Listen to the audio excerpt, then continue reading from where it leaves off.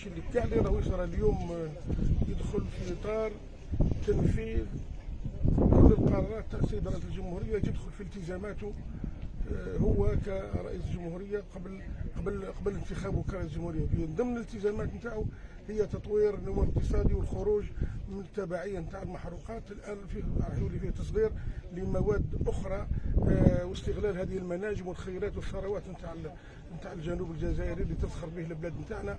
راكم تشوفوا اليوم بدينا بالغارجبيلات، وراكم تشوفوا الخيرات الان نتاع الحصاد نتاع القمح اللي ربما الناس عاد يقولوا باللي فيه ذكاء اصطناعي. هذا هو الذكاء الاصطناعي الان راه واقع، اللي حاب يشوف يتفضل.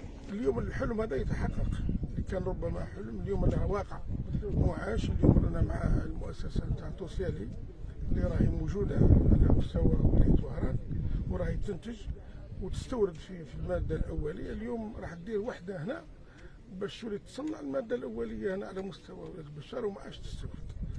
اذا هذه اول خطوه واول وحده اللي راهي تتمركز اليوم على مستوى هذه المنطقه الصناعيه، وهذا واقع معاش. اليوم راح ننطلقوا في الاشغال بعد امضاء الاتفاقيات على مستوى مركزي. كذلك بالنسبه للشركه الصينيه ايضا بعد ايام ستلتحق ايضا، وراح يولي واقع معاش، وان شاء الله تنتعش معاه الولايه نتاعنا وتنتعش مع الدوله الجزائريه، وكذلك المواطنين نتاع بشار راح يستفادوا كثير وراح يغيروا من الحياه اليوميه نتاعهم والمعيشيه بالديناميكيه الاقتصاديه الاجتماعيه الجديده. الان خصصنا 1400 هكتار قابله للتوسيع الى 3000 هكتار، وكل وحده على حساب الدراسات نتاعها نعطيوها الجزء اللي تحتاجه.